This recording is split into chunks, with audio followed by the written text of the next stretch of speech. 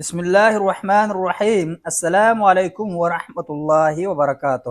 پیارے دوستو، اگر آپ کو بتایا جائے کہ جنت میں نہ بیماری ہوگی، نہ بڑھاپا، نہ موت، وہاں سرخ یاقوت کے گھوڑے ہوں گے، ایسی آوازیں ہوں گی جو کسی انسان نے کبھی نہیں سنے، لیکن ان سب نعمتوں سے بڑھ کر ایک نعمت ایسی ہوگی جس کے سامنے جنت کی تمام نعمتیں بھی چھوٹی لگنے لگے گی۔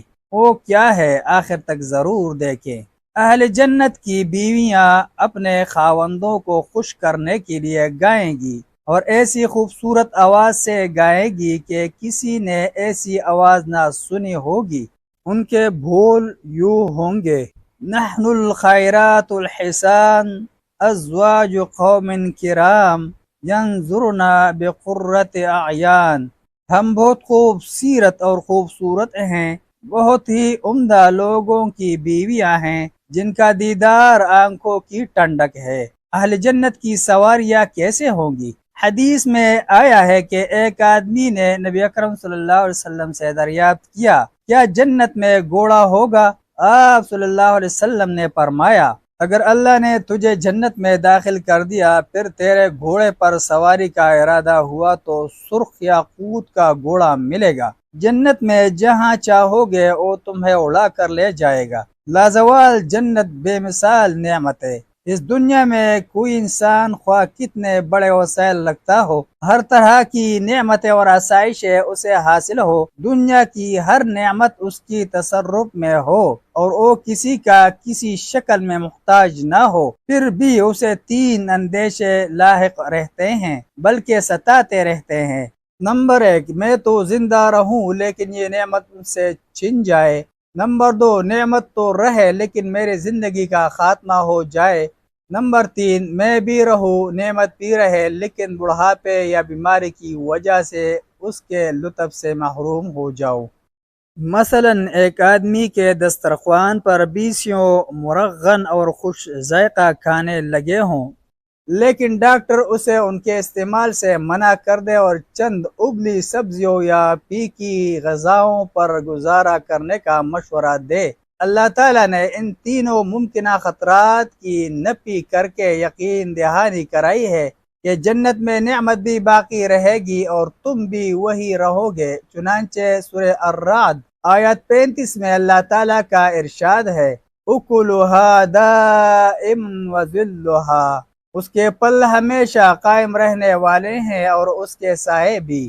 دنیا میں میسر نعمتوں، آسائشوں اور سہولتوں کے بالکل برعکس جنت کی نعمتیں لازوال ہوں گی۔ اہل جنت وہاں ہمیشہ رہیں گے اور استعمال میں کوئی رکاوٹ نہیں ہوگی۔ معلوم ہوا کہ جنت میں جانے والے نیک اہل ایمان کو بطور جزا جو جنتیں ملیں گی وہ مستقل اور دائمی ہوں گی، ان کی رہائش بھی وہاں ہمیشہ ہمیشہ کے لیے ہوگی۔ جنتی رب سے راضی اور رب جنتیوں سے راضی رہے گا، اور پھر کبھی یہ موقع نہیں آئے گا کہ اللہ کی نعمتیں ختم ہو جائے یا ان کو نعمتوں سے محروم کر دیا جائے۔ رسول اللہ صلی اللہ علیہ وسلم نے فرمایا، اعلان کرنے والا بآواز بلند پکارے گا، جنت والو، اب تم یہاں ہمیشہ صحت مند رہو گے، کبھی بیمار نہیں ہوں گے، ہمیشہ زندہ رہو گے، کبھی موت نہیں آئے گی، ہمیشہ جوان رہو گے، کبھی بڑھاپا نہیں آئے گا، ہمیشہ نعمتوں سے لطف اندوز ہوں گے، کبھی محرومی نہیں دیکھو گے۔ سورۃ الاعراف آیت 43 میں اللہ تعالیٰ کے اس فرمان کی یہی تفسیر ہے جس میں اس نے فرمایا ہے، اس وقت ندا آئے گی کہ یہ جنت جس کے تم وارث بنائے گئے ہو، تمہیں ان اعمال کے بدلے میں ملی ہے جو تم کرتے رہے تھے۔ دیدار الہی اور گفتگو کا نقشہ ان الفاظ میں بیان ہوا ہے کہ رسول اللہ صلی اللہ علیہ وسلم نے فرمایا، جب اہل جنت جنت میں داخل ہو جائیں گے، آپ صلی اللہ علیہ وسلم نے فرمایا، اللہ تبارک و تعالی دریافت فرمائیں گے، تم کچھ اور چاہتے ہو جس کا میں اضافہ کر دوں؟ جنتی جواب دیں گے، کیا آپ نے ہمیں سرخ رو نہیں کیا؟ کیا آپ نے ہمیں آگ سے محفوظ فرما کر جنت میں داخل نہیں کیا؟ آپ صلی اللہ علیہ وسلم نے فرمایا، اس موقع پر اللہ تعالیٰ اپنے رخ اقدس سے حجاب اتار دیں گے تو اللہ عز و جل کے دیدار سے زیادہ محبوب ان جنتیوں کو کوئی دوسری چیز نہیں ملے گی۔ یہ بیان کرنے کے بعد آپ صلی اللہ علیہ وسلم نے سورہ یونس آیات 26 تلاوت فرمائی، للذین احسنوا الحسنى وزیادہ، جن لوگوں نے نیکوکاری کی ان کے لیے بھلائی اور زیادہ ہے۔ اس زیادہ سے مراد دیدار الہی ہے۔